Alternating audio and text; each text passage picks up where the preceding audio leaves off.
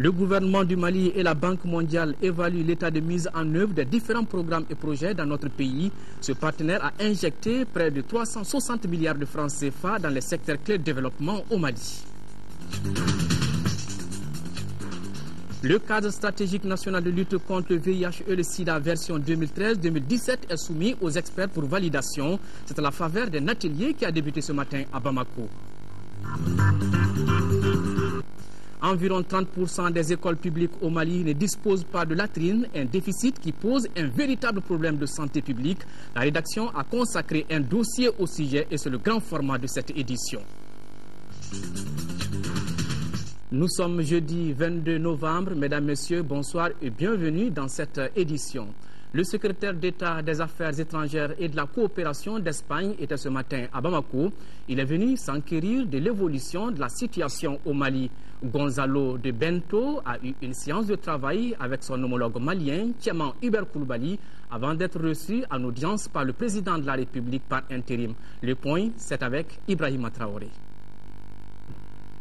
Aussitôt arrivé à Bamako, le secrétaire d'État des Affaires étrangères et de la coopération d'Espagne s'est rendu à la résidence du président de la République par intérim.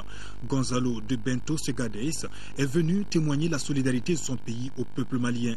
Il estime que l'Espagne, dans le cadre de l'Union européenne, entend tout mettre en œuvre pour aider le Mali à résoudre rapidement la crise qu'il traverse. Avec le chef de l'État par intérim, il a été aussi question de coopération entre les deux pays. Nous maintenons toute notre coopération humanitaire. Aussi, dans les volets politiques, nous souhaitons accompagner les autorités maliennes dans l'effort de dialogue qu'ils vont entamer début décembre. Et également dans le domaine sécuritaire, nous sommes déjà présents avec des missions de renforcement des capacités de sécurité, prochainement dans une mission de l'Union européenne pour l'entraînement des forces maliennes et dans le futur dans une opération qui peut-être sera approuvée par le Conseil de sécurité au mois de décembre. Tout cela pour dire que notre priorité est le bien-être et le progrès du peuple malien avec ses autorités et que vous pouvez compter ici au Mali avec toute l'amitié du peuple et du gouvernement espagnol. Le secrétaire d'État des Affaires étrangères et de la coopération d'Espagne s'est entretenu auparavant avec son homologue malien. Les deux ministres se sont retrouvés ensuite pour une séance de travail. Maliens et Espagnols ont passé en revue l'excellente relation entre Bamako et Madrid. Les deux parties ont enfin décidé de diversifier leur coopération pour le bonheur des populations. Activité présidentielle toujours, le président de la République a reçu aujourd'hui en audience l'ambassadeur de l'État de Palestine au Mali. Les deux hommes ont fait le point de la situation dans leurs pays respectifs.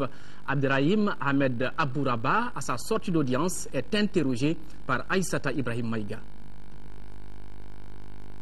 J'ai eu l'honneur de remettre à M. le Président de la République un message fraternel du président Abbas, président de l'État de Palestine. Un message d'amitié, de fraternité, mais aussi de soutien aussi au Mali, dans la crise qu'il traverse actuellement. J'ai informé M. le Président de la situation de Palestine, surtout la question de cessez-le-feu qui s'est instauré entre la Palestine et Israël suite à l'agression israélienne contre notre peuple palestinien à Gaza. Et la destruction qui s'en est suivie. Également, comme vous le savez, l'État de Palestine a demandé aux Nations Unies, à l'Assemblée générale, d'adhérer en tant qu'État non membre, suite à l'échec de notre tentative d'aller via le Conseil de sécurité. Ça n'a pas marché l'année dernière, donc nous continuons par une autre manière, et qui sera le 29 novembre courant, dans une semaine.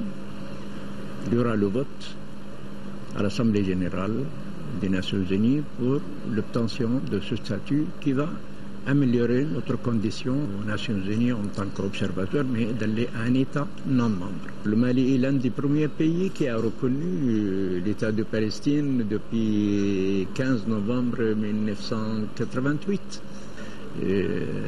Nous comptons sur le Mali, sa solidarité et son soutien indéfectible vis-à-vis de la Palestine. Le gouvernement de la République du Mali porte à la connaissance de l'opinion nationale et internationale de l'enlèvement d'un citoyen français le mardi 20 novembre 2012 aux environs de 21h à Djema par des bandits armés. Des poursuites ont été engagées par les forces de défense et de sécurité pour retrouver les ravisseurs. Le gouvernement de la République du Mali condamne avec fermeté cet acte crapuleux et exprime sa solidarité envers la famille de la victime et les autorités françaises. Il mettra tout en œuvre pour retrouver la victime et châtier les coupables de cet acte odieux et inadmissible. Par arrêté numéro 46 du 16 juillet 2012, la Cour suprême du Mali, le tribunal de première instance de la commune 3 du district de Bamako a été désigné pour connaître de toutes les procédures relatives aux infractions liées aux événements consécutifs à l'occupation au nord du Mali par les différents mouvements armés. Le procureur général près la cour d'appel de Bamako invite en conséquence toutes les victimes à saisir le procureur de la République près le tribunal de première instance de la commune 3 pour tous les faits criminels et autres liés à cette occupation. La Banque mondiale, je le disais dans les titres, la Banque mondiale finance au Mali une vingtaine de projets et programmes d'un montant de près de 360 milliards de francs CFA. Ils concernent les secteurs clés de développement de notre pays, tels les transports, l'énergie et la décentralisation. Le gouvernement et la Banque mondiale évaluent l'état de mise en œuvre de ce partenariat. C'est à la faveur de la revue 2012 ouverte ce matin ici même à Bamako. Reportage Bourama Traoré. Cette revue intervient dans un contexte de reprise de l'assistance de la Banque mondiale au Mali. L'institution financière avait suspendu ses opérations suite au coup de force du 22 mars. La revue 2012 vise donc à évaluer l'état d'exécution des projets et programmes financés par la Banque mondiale. Le portefeuille actif des projets Banque mondiale au Mali comprend 20 projets et programmes pour un montant total estimé à plus de 360 milliards de francs CFA. Avec un taux de décaissement d'environ 40%. Un taux de décaissement jugé très faible. À la Banque mondiale, on estime à près de 60% les montants non décaissés à la date du 10 novembre 2012. Je pense qu'on a touché à l'essentiel des problèmes auxquels le portefeuille est confronté. On a pu aussi relever les progrès que les programmes et les projets connaissent, parce que il ne faut pas l'oublier, même si on s'est appesanti sur les difficultés, c'est tout à fait normal, c'est l'objectif d'un exercice comme celui-là. Il y a aussi pas mal de résultats probants que ces projets ont réalisés au Mali. Le taux actuel de décaissement est à revoir à la hausse pour une bonne exécution des différents projets et programmes. La finalité est de rendre plus efficace l'assistance de la Banque mondiale au Mali. Il est en notre capacité de faire mieux, de faire beaucoup mieux. Alors j'ai noté qu'il y a eu plusieurs recommandations, que les balles sont essentiellement dans notre camp, à nous, partie malienne, et lorsque nous aurons sorti la balle de notre camp, alors nous pourrons revendiquer à notre partenaire de faire de même. Parmi les principaux secteurs d'intervention de la Banque mondiale au Mali, on peut noter le développement rural, les transports, l'éducation et la décentralisation. Toujours dans le cadre du partenariat tenu hier ici à Bamako, de la réunion du comité technique consultatif permanent Mali-Niger sur la coopération dans l'utilisation des ressources en eau du fleuve Niger. Maliens et Nigériens ont abordé des questions relatives à la gestion concertée des ressources en eau du fleuve Niger. L'objectif recherché est le développement socio-économique et environnemental durable de ces deux pays. Amadou Kodjo. Cette réunion du comité technique consultatif permanent Mali-Niger va permettre aux deux pays d'échanger sur les ressources en eau du fleuve Niger pour une gestion concertée.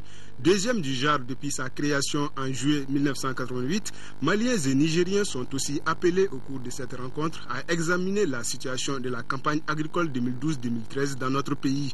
Nous allons échanger, comme nous avons l'habitude de le faire, sur les données recueillies dans l'Euro-Bassin, évaluer l'année hydrologique, les situations d'inondation qui sont arrivées, tirer des leçons et faire des projections pour l'avenir. Sur les 1 500 000 km² que constitue la superficie du bassin actif du fleuve Niger, le Mali et le Niger totalisent à eux seuls 49%. la dégradation progressive de l'environnement du fleuve Niger ayant pour conséquence, entre autres, la baisse des écoulements, l'ensablement du réseau hydrographique et la prolifération des végétaux aquatiques envahissants constituent pour nos deux pays un sujet de préoccupation majeur. C'est pourquoi nous devons unir nos efforts avec ceux de nos partenaires au développement pour lutter ensemble contre ces menaces et réfléchir sur la manière d'exploiter de façon optimale les ressources naturelles de cette artère nourricière que représente le fleuve Niger. Outre leur engagement pour la gestion concertée des ressources en eau à travers ces comités, le Mali et le Niger sont aussi membres de l'autorité du bassin du Niger. Cette dernière est une organisation sous-régionale qui compte 9 pays et elle œuvre pour la gestion harmonieuse et équitable des ressources du bassin du Niger. C'était là donc le reportage de Adama Kodjo. Le président du Conseil économique, social et culturel a reçu successivement ce matin en audience le secrétaire exécutif du Haut Conseil national de lutte contre le sida, une délégation de la Commission nationale Polio Plus Somalie. La première audience portait sur les préparatifs de la prochaine édition de la Journée internationale de lutte contre le sida et la deuxième sur les progrès et défis à relever en matière de lutte contre la poliomyélite. Le compte rendu, c'était avec Ramata Konaté. Dans une semaine précisément, le 1er décembre 2012, le Mali va célébrer la Journée internationale de lutte contre le sida. C'est pour informer le président du Conseil économique, social et culturel des préparatifs de cet événement et de la réunion annuelle du Haut Conseil national de lutte contre le sida que le secrétaire exécutif de l'institution était monté à Koulouba. Le Conseil économique, social et culturel est membre du Haut Conseil national de lutte contre le sida. Et dans quelques jours, nous allons tenir la session annuelle qui regroupe tous les membres du Haut Conseil. Et donc, à ce titre-là, je suis venu voir le président du Conseil économique, culturel et social pour lui faire le point des problèmes que nous avons rencontrés, des résultats que nous avons atteints et des difficultés qui nous attendent. Après cette première audience, ce fut au tour de la Commission nationale Polio Plus Mali d'être reçue par Jamil Bitar et ses collaborateurs. Au centre des entretiens, les efforts et les défis à relever par le programme Polio Plus. Ce programme lutte depuis 27 ans pour l'éradication de la poliomyélite dans le monde. En 1985, il y avait plus de 125 pays atteints par la polio. Aujourd'hui, en 2012, Dieu merci, il ne reste plus que 3 pays. Le Nigeria en Afrique de l'Ouest, le Pakistan et l'Afghanistan. Nous avons estimé utile de solliciter l'apport du comité du Conseil économique, social et culturel du Mali pour nous aider dans ce combat très noble. On peut donc dire que la matinée de ce jeudi a été une matinée bien sanitaire au Conseil économique, social et culturel. Toujours dans le registre de la santé, le Haut Conseil national de lutte contre le sida s'active pour renforcer sa stratégie afin de permettre aux populations de mieux se protéger contre le VIH-Sida pendant cette crise. C'est ce qu'a déclaré donc le secrétaire exécutif du Haut Conseil national de lutte contre le sida qui a été reçu cet après-midi en audience par le président du Haut Conseil des collectivités. Malik Sen est venu faire le compte-rendu des activités de sa structure. Nous l'écoutons à sa sortie d'audience. Il est interrogé par Daouda Sidi Kidjara. Nous allons vers la fin de l'année où nous avons la tenue de la session annuelle du Haut Conseil. Donc je suis en train de faire le tour des membres du Haut Conseil pour les informer vraiment des réalisations au cours de l'année 2012, les succès qu'on a remportés, également les difficultés qu'on a rencontrées et demander l'appui pour les choses, disons, la création d'un fonds, un fonds national de lutte contre le sida. Ça aussi parce que nous dépensons presque 14 à 16 milliards de francs CFA par année pour soigner les malades et les 92% sont donnés par l'extérieur. Le Mali finance 18%. Alors nous voulons créer un fonds national au moins pour que notre réponse soit beaucoup plus renforcée, soit plus pérenne. Il y a différents protagonistes qui seront là. Les militaires maliens et les militaires de l'extérieur, ils seront dans les camps, mais de l'autre côté, il y a les populations civiles dans les grandes agglomérations à côté des cantonnements. S'il y a un cantonnement militaire à Mopti, il y a la ville de Mopti qu'il faut protéger. Il y aura des cantonnements à San, à Ségou, Markala, Nyono, Dogofri, Massina. Donc sur toute la ligne, nous devons développer justement les populations d'un côté et les militaires de l'autre côté. Et je pense que de cette façon-là, nous allons prendre des dispositions pour que les contaminations soient vraiment assez amoindries. Ouverture cet après-midi au Haut Conseil des collectivités d'un atelier visant à renforcer les capacités des conseillers nationaux face à la situation sociopolitique, institutionnelle et sécuritaire au Mali. Cet atelier doit permettre aux participants de mieux comprendre les rôles et les responsabilités dans la perspective d'un retour de la paix au Mali. Reportage Daouda Sidiki Diarra. Les responsables du Haut Conseil des collectivités sont convaincus que la réussite de leur mission dépend de la qualité des hommes et des femmes de leur institution. C'est pourquoi ils se sont investis résolument dans une politique de renforcement des capacités de leurs conseillers nationaux. L'atelier qui s'est ouvert ce jeudi à Bamako en est une illustration parfaite. Sa thématique centrale est le renforcement des capacités des conseillers nationaux face à la situation sociopolitique, institutionnelle et sécuritaire du Mali. Il s'agit pour nous, conseillers nationaux, de nous outiller afin de nous permettre de mieux comprendre notre rôle et notre responsabilité dans la perspective d'assurer le retour de la paix, d'impulser le développement local et régional et enfin nous comporter en acteurs incontournables dans la conduite de la transition à travers une approche participative des élus à tous les niveaux. Au cours de ces 4 jours de formation, les participants discuteront de la décentralisation et de la paix, du rôle et de la place du Haut Conseil des collectivités dans le processus de la transition et du retour de la paix. À ceci, il faut ajouter le rôle des élus dans la résolution du problème du Nord. La commission stratégie et planification, les travaux sur la transition des médias audiovisuels maliens vers le numérique ont repris aujourd'hui.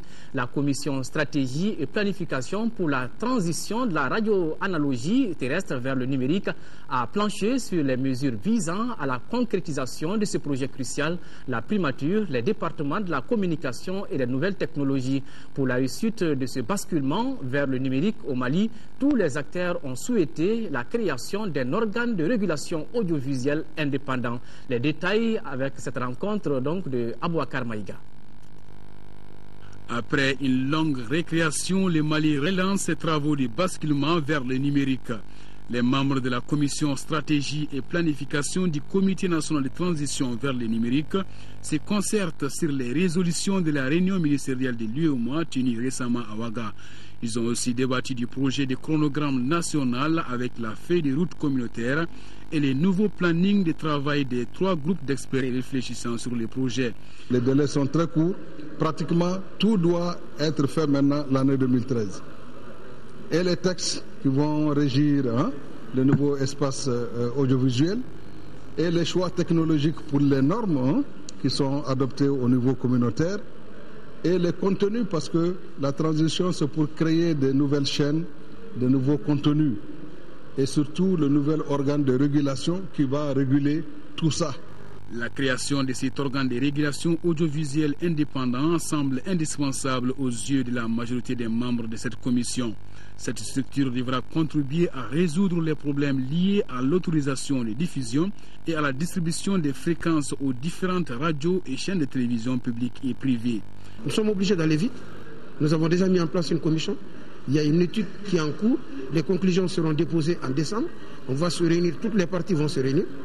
Et le consultant qui travaille devrait nous proposer un projet de loi sur cet organe de régulation-là, ses missions, ses prérogatives, et 2 projets de décret. Un sur son organisation et son fonctionnement. 2 sur les indemnités et autres avantages qui accordent aux membres. Le projet de transition numérique est probablement le plus gros projet jusqu'en 2015. Parce que vous imaginez, tous ces vieux postes radio, ces vieux téléviseurs en analogique, là, c'est tout ça qu'on va abandonner. Autre challenge majeur qui attend les acteurs chargés de la transition des radios et télévisions maliennes vers le numérique d'ici juin 2015, c'est la mobilisation des fonds pour financer les processus. Après, il leur faudra approcher les téléspectateurs et auditeurs pour les sensibiliser sur les changements que va engendrer l'ère du tout numérique en Afrique. La convergence pour sauver le Mali a animé ce matin une conférence de presse relative à la tenue des concertations nationales prévues du 26 au 28 novembre 2012. Et le mouvement souhaite la participation du FDR aux dites concertations. Compte rendu, Mahamadou Doumbia. Les concertations nationales des forces vives du Mali auront lieu du 26 au 28 novembre 2012 et la convergence pour sauver le Mali prendra part aux travaux. En prélude à cet événement, la CSM a animé une conférence débat pour porter à la connaissance de la presse ses ambitions pour le Mali et ses opinions à propos de l'organisation de ces concertations nationales. Tout ce qui est politiquement possible, tout ce qui est humainement possible doit être fait pour que tous les Maliens soient à ces rendez-vous. Beaucoup d'efforts doivent être entrepris pour faire venir ceux qui, jusqu'à présent, manquent de réticence et pour faire rester ceux qui sont déjà engagés pour la réussite de ces concertations. À défaut de tout compromis, la convergence pour sauver le Mali propose donc le report de ces concertations nationales, souhaitant que toutes les entités politiques, associatives et institutionnelles soient présentes le jour J. Est-ce que nous pouvons profiter des 48 heures qui nous restent pour convaincre tous les Maliens, tous les regroupements, toutes les sensibilités sociopolitiques invitées à participer? Si oui, ce serait l'idéal. Mais si nous constatons que cela n'est pas possible, en ce moment, nous devrons suggérer aux autorités de la transition de prendre la décision peut-être difficile, mais de reporter les concertations nationales de façon à ce que ceux qui manquent aujourd'hui à l'appel puissent y répondre. La convergence pour sauver le Mali compte 33 partis politiques et 414 associations. La deuxième session de la Cour d'assises de Bamako s'est ouverte ce matin à la Cour d'appel. Cette session, qui dure 3 semaines, doit examiner 70 affaires. Affaires qui concernent 220 personnes accusées de meurtre, de vol à main armée et d'infanticide. Parmi les dossiers brûlants, celui du Fonds mondial aux atteintes aux biens publics. Sira Bachili a assisté à l'ouverture des travaux. Voici son reportage. La Cour d'assises de Bamako, une juridiction qui siège pour la deuxième fois au titre de l'année 2012. Sur la table, 70 affaires à trancher. Les inculpés sont au nombre de 220. Ils sont accusés de meurtre, de vol qualifié, d'attentat à la pudeur. La liste est longue. Tous sont présumés innocents. Parmi les grands dossiers, l'affaire du Fonds mondial relative à un détournement de biens publics. Au Mali, un paquet de thé que le particulier paye à 1500 francs peut coûter à l'État 25 000 francs CFA. Et on appelle cela faire des affaires. C'est ici au Mali qu'un véhicule neuf est réparé à plus de 600 000 francs CFA en une seule fois. Et tenez-vous bien, au moment où ce même véhicule se trouve par miracle en mission à plusieurs centaines de kilomètres. Au Mali, on peut voir un cadre qui téléphone pour plus de 4 millions de francs CFA en un mois aux frais de l'État. Il est temps de faire passer la justice. La tâche est donc rude et pour l'exécuter, les juges seront assistés d'assesseurs au nombre de 11. Et pour la défense, mission de service public oblige, les avocats joueront leur partition. C'est cela la justice, que tout citoyen, toute personne poursuivie, fût-elle malien ou non, puisse comparaître et se défendre devant la justice. Malheureusement, il y a des privilégiés, Monsieur le Président. Nous souhaitons, le barreau en tout cas, souhaite que ces privilèges s'arrêtent au portail de ce palais de justice. La Cour saura s'acquitter de sa mission à la lumière de la loi, en respectant le principe du contradictoire et de la présomption d'innocence. Elle veillera à ce que le coupable n'échappe pas des mailles de la justice. Enfin, la Cour acquittera l'innocent. Il faut rappeler que cette deuxième session de la Cour d'assises se tient dans un contexte particulier, l'occupation des régions du nord du Mali, où les populations sont victimes de viols et d'autres actes. Une situation signalée dans tous les discours. Sur un tout autre chapitre, exercice de simulation ce matin à l'aéroport international de Bamako-Sénou. C'était à la faveur de l'opération Djanfa qui est à sa 3e phase. Il s'agissait pour les initiateurs de cet exercice de simulation de faire donc des simulations par rapport aux prises d'otages et de mettre en pratique les différentes méthodes de négociation. Cet exercice qui regroupe la hiérarchie militaire et les responsables de l'ANAC permet de tester le plan de sûreté de l'aéroport international de Bamako-Sénou. Mohamed Diarra a suivi cet exercice. C'est une simulation, je vous rappelle. Ce jeudi matin, aux environs de 9h45, des terroristes ont pris en otage les passagers d'un bus. L'enlèvement s'est produit entre la salle d'embarquement et l'avion qui devait les transporter. Les ravisseurs demandent la libération d'un des leurs qui a été arrêté à Bamako pour brigandage. Ce n'est pas tout, ils demandent aussi la rançon de 100 millions de dollars et un avion. Pas de panique, cela est tout juste une simulation. Un exercice dénommé Djanfa qui vise à tester le plan de sûreté de l'aéroport international de Bamako-Sénou. C'est pouvoir, avec tous les plans qu'on a, les installations qu'on a et les hommes qu'on a, en cas de crise, quelle serait notre réaction? Et pouvoir tester tous les équipements, tester les bâtiments et voir également la synergie entre les hommes pour parer à toute crise. Aussitôt informé, le comité de crise s'est réuni à l'aéroport sous la direction du colonel Younoussa Maïga, représentant le chef d'état-major général des armées. L'équipe entre en négociation avec les preneurs d'otages. Pas question, les ravisseurs sont campés sur leur position. Première tentative réussie, ils demandent de la nourriture contre la libération de 4 otages, dont une femme enceinte. Parmi les otages libérés, la gendarmerie découvre un terroriste et il est arrêté. La situation se complique. Les terroristes poignardent un otage. Après plus de 4 heures de négociation, pas de si favorable. Le comité de gestion de la crise donne le feu vert pour l'intervention armée. Le reste des otages est libéré et mission accomplie. Nous sommes vraiment fiers de ce qui s'est passé. Bien que ce soit un exercice, ça peut nous permettre demain de gérer une crise réelle. Nous avons travaillé avec toutes les composantes qui gèrent les crises au niveau d'un pays, que ce soit au niveau stratégique et opérationnel. Nous sommes à un niveau opérationnel. Le dispositif mis en place a permis d'apprécier le plan de l'ANAC. Le but de l'exercice, c'est aussi de renforcer les capacités d'intervention des forces de sécurité aéroportuaires dans la perspective des opérations futures. L'opération Djanfa, qui est à sa 3e édition, a lieu tous les 2 ans. Exercice de simulation. L'atelier de validation du cadre stratégique national de lutte contre le sida 2013-2017 a débuté ce matin à Bamako, élaboré par le Haut Conseil national de lutte contre le sida. Le document qui doit être validé comporte quelques principes. Il s'agit du respect des droits humains et des personnes les plus exposées au VIH-sida. À cela s'ajoute la prise en compte de la dimension genre et équité dans la lutte contre la maladie. Reportage Rachel Tissougué. Le nouveau cadre stratégique national de lutte contre le sida pour la période 2013-2017 comporte 3 principes directeurs. Le plan d'élimination de la transmission mère-enfant et la stratégie des 3 zéros. 0 nouvelles infections du VIH, 0 discrimination, 0 décès liés au sida. Et enfin, le cadre d'investissement de l'ONU-SIDA.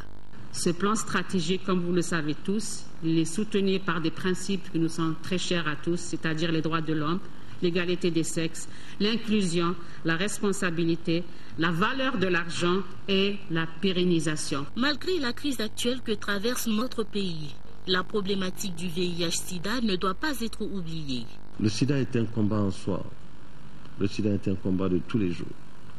Ce n'est pas parce que nous sommes en crise politique, sécuritaire, humanitaire, que nous devons oublier cette crise sournoise, cette crise insidieuse de tous les temps, cette crise de 27 ans au Mali au moins, ou de 30 ans, plus de 30 ans sur le plan international, qui est une crise permanente. L'ensemble des acteurs du Mali, à travers ses représentants, adhèrent à la déclaration politique sur le VIH-Sida. Cette déclaration adoptée par les Nations Unies en juin 2011 consiste à intensifier nos efforts pour éliminer le sida. L'hôpital du Mali a tenu aujourd'hui la 3e session de son conseil d'administration. À l'ordre du jour de ce conseil, l'adoption du budget 2013 qui a été vu à la baisse de près de 6% par rapport à l'année dernière. Malgré tout, l'hôpital du Mali se fixe plusieurs défis. Compte rendu, Fatoumata Kone. Pour cette 3e session du conseil d'administration de l'hôpital du Mali, les administrateurs échangeront principalement sur le budget 2013. Un budget vu à la baisse de près de 6%. Parce que les investissements ne pouvaient pas se faire en 2013, on a réduit les investissements, on a enlevé ce qui était prévu sur l'ABS, donc le budget de 2012 connaît à peu près une baisse de 5,98%. Avec ce budget de 1,5 milliard de francs CFA, l'hôpital prévoit des formations de ses agents, l'équipement de la structure, la construction d'un bâtiment pour les urgences, entre autres. En attendant, l'hôpital du Mali a fait des réalisations courant 2011-2012 malgré sa position excentrique. Si le taux de consultation était de 85% en 2011, ce taux est passé à 105% en 2012. Et ensuite, le taux d'hospitalisation aussi est de 126%, malgré le fait que l'hôpital du Mali soit excentré. L'État a mis en place suffisamment de moyens pour que, en tout cas, ça puisse être géographiquement accessible, aussi financièrement accessible. Je demande à la direction de l'hôpital du Mali de mener des réflexions au sujet des évacuations sur l'extérieur, mise à disposition des ressources humaines en quantité et en qualité. En dépit de ces réalisations, l'hôpital connaît des difficultés, parmi lesquelles le gel des investissements, le manque de matériel de praticiens, le manque d'équipement pour les urgences, entre autres. L'hôpital du Mali a été créé au 3e trimestre 2011. Faire de l'hôpital une structure de référence, telle est l'ambition des responsables de l'hôpital du Mali. Environ 30% des écoles publiques au Mali ne disposent pas de latrines. Ces statistiques sont de l'enquête démographique de santé EDS 2006. C'est dire que le Mali est loin d'atteindre les normes recommandées par l'Organisation mondiale de la santé. Une situation qui pose un véritable problème de santé publique. Alors, que pensent les Maliens de la date du 19 novembre, journée mondiale des latrines? La réponse dans le dossier avec une signature de Mohamed Diarra. Dédier une journée mondiale aux toilettes, cela paraît bizarre, mais l'utilité des toilettes ne fait l'objet d'aucun doute. Ça nous enchante parce que ça nous permet de quand même avoir l'hygiène et la santé. On l'accueille à bras ouverts. C'est une très bonne chose. Dans la mesure où la santé, il y a une lutte commune, sinon internationale, pour pouvoir améliorer la santé sur tous les plans. La journée est célébrée à travers le monde depuis 2001. C'est pour la première fois que le Mali l'a célébré le 19 novembre dernier. Le thème retenu au niveau national est les difficultés d'accès des filles aux toilettes à l'école. Elles perdent beaucoup d'heures d'école à cause de ce problème d'assainissement. Donc ça fait que ça joue sur la rétention et des études ont démontré aussi que ça joue aussi sur la performance scolaire. Ici, nous sommes dans une école publique. Les filles et les garçons utilisent les mêmes toilettes. Nous avons ici 10 directions. 6 au premier cycle et 4 au second cycle. Ces toilettes ont été réparties entre les différentes écoles. Il n'y a pas de répartition filles-garçons. Bon, ils utilisent ensemble ces toilettes-là. Nous avons à peu près 450 élèves qui doivent utiliser un bloc de 6 toilettes. Un déficit de toilettes est à l'origine de 32% de l'incidence des maladies diarrhéiques. Cette journée vise donc à promouvoir les bonnes pratiques d'hygiène au Mali. Les normes, c'est clair, hein, c'est vraiment une accessibilité facilité pour les écoles, facilité pour les familles, facilité aussi pour tout ce qui est au niveau des lieux de travail. Et au niveau international, il y a eu des objectifs qui sont fixés, surtout les objectifs pour le développement du millénaire. Et normalement, d'ici 2015, nous devons avoir 50% des personnes doivent avoir accès, n'est-ce pas, aux latrines. Malgré les bonnes initiatives et autres intentions, le Mali n'a toujours pas atteint les normes recommandées en la matière par l'Organisation mondiale de la santé. On a environ un tiers encore de nos écoles qui ne disposent pas de toilettes. Et aussi, les différentes études ont montré qu'au Mali, en milieu scolaire, on a une cabine pour 101 élèves. Or, la norme de l'Organisation mondiale de la santé, c'est une cabine pour 45 filles et une cabine pour 50 garçons. Le taux d'accès aux toilettes est de 7% en milieu rural. Cela s'explique par plusieurs facteurs, parmi lesquels la dimension socio-culturelle. Le meilleur outil pour nous, c'est encore la sensibilisation, l'information et l'éducation des communautés par rapport aux bonnes pratiques de défécation que j'appellerais aussi, qui passent par l'utilisation, mais également l'entretien des toilettes. C'est donc pour inverser cette tendance que le département de l'environnement et de l'assainissement a entrepris des initiatives, surtout en milieu rural. Il s'agit là de l'approche assainissement total pilotée par la communauté. Cette approche, ça veut dire quoi? Ça veut dire qu'au niveau d'un village, au niveau d'une communauté, au niveau d'une commune, c'est-à-dire comment impliquer la population pour que cette population même puisse prendre en charge son système d'assainissement. Hors caméra, certains pensent que la multiplication des journées mondiales est une politique imposée par l'extérieur. Ce que moi je vais vous dire là, les Européens et les Africains, nous sommes tous les mêmes. Nous sommes tous des personnes qui sont sur cette terre-là. On doit se battre ensemble pour avoir un avenir meilleur. Dire que la journée internationale des toilettes vient de l'extérieur, c'est un peu occulter le contexte et la problématique de l'assainissement dans notre pays. Donc la problématique est assez sérieuse pour dire que c'est une imposition.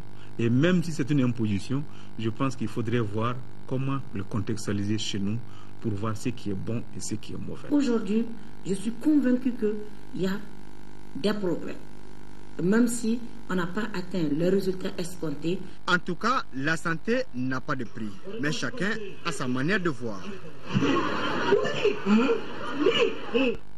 La santé n'a pas de prix. Pour une bonne santé, c'est bien sûr le sport, la page sport. Le championnat national de Ligue 1 donne son coup d'envoi vendredi avec la participation de 16 clubs. Pour la première fois de l'histoire, un club de Kidal Atar Club participe à la compétition. Les organisateurs estiment mieux gérer le calendrier afin que la saison 2012-2013 prenne fin au mois de juillet. Khalifa Namatraoui. Et revoilà le championnat national de football de Ligue 1.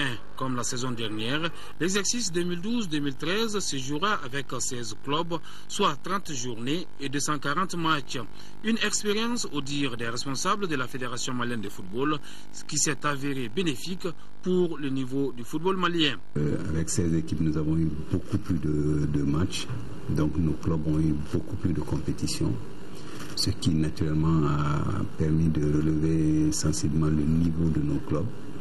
Et le résultat, je crois, ne s'est pas tellement fait attendre. On a vu au niveau des compétitions des clubs, et nous avons eu pour la première fois 2 équipes dans la phase de poule. Et également, nous avons eu le bonheur d'avoir une équipe en finale, à savoir le Joliba.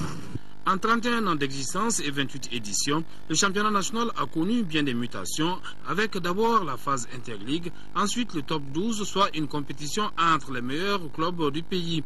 Il prend alors la formule de poule unique lors de la saison 99-2000 avec 12 clubs. Juste après, les 14 meilleures formations du pays s'affrontaient pour la suprématie nationale. De multiples difficultés ont entravé souvent son bon déroulement, notamment au niveau du calendrier. Cette saison encore, avec la Coupe d'Afrique des Nations juniors et seniors et la participation des 3 clubs de l'élite aux compétitions africaines, le comité exécutif de la Fédération malienne de football rassure. Et cette année, par rapport à l'année dernière, nous commençons très tôt, justement pour tenir compte de toutes ces obligations internationales. Donc pour ce qui est de la Coupe d'Afrique, il n'y a pas de problème. L'année dernière aussi, c'était la même chose. Donc nous allons essayer de programmer des matchs pendant la Coupe d'Afrique, les jours creux. Les jours creux, nous allons programmer le championnat. Bon, pour ce qui est de l'USFAS, là, je crois que le problème ne va pas trop se poser dans la mesure où c'est un seul club. nous allons continuer à programmer les championnats, quitte à mettre certains matchs en retard. Et au retour de l'USFAS, nous pourrons jouer ces matchs en retard. Seuls 3 clubs ont remporté le titre de champion du Mali, le Stade malien de Bamako avec 14 sacres, le Djoliba AC 13 et l'AS Real 3 titres. La hiérarchie va-t-elle être bousculée cette année? La Coupe du Mali 2012 a montré que tout est possible en football, aux acteurs de jouer pleinement leur chance. Voilà, avant de refermer cette édition, cette annonce, la diplomatie malienne face à la crise que traverse le pays. C'est la question à laquelle s'intéresse aujourd'hui l'interview de la semaine. Yaya Konaté reçoit Tieman Koulibaly, ministre des Affaires étrangères et de la coopération internationale. Interview à suivre juste après ce journal. Voilà, c'est tout pour cette édition. Demain, 10h-13h, vous avez rendez-vous avec Mohamed Touré. Quant à moi, je vous retrouve pour les éditions du soir. D'ici là, merci de rester de cœur et d'action avec nos compatriotes des régions du Nord vivant sous occupation et merci de ne pas les oublier. Au revoir et bonne soirée.